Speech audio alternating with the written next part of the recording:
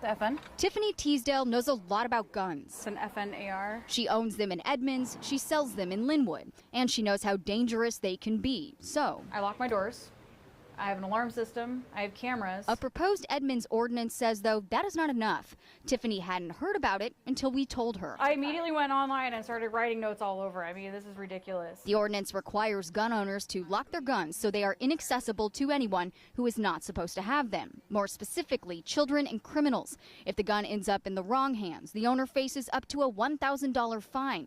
If it's used to commit a crime, it's a $10,000 fine. If somebody breaks into my house and goes past my locking devices and takes a firearm out, loads my firearms, or even takes any of my firearms and commits a crime with it, that's my responsibility. We took that question to City Council President Mike Nelson. He drafted the ordinance. If you're a parent and you have kids in your house and you leave something, a deadly weapon lying around, you should be liable for that if something misuses that weapon. Nelson, a gun owner himself, says that also applies to theft if the gun is stolen because it wasn't properly secured. But yet they can take my bows, my broad tips, my hunting broad tips, and go hurt people with those. I'm not responsible for that. And then if they take my knives out of my kitchen, it's the same thing. So why is it that we're only pinpointing firearms? So Tiffany is telling her customers about it and clearing her schedule. Edmonds is trying to do a new law. She plans to attend tonight's meeting to make this point. Maybe we should lock up our kitchen knives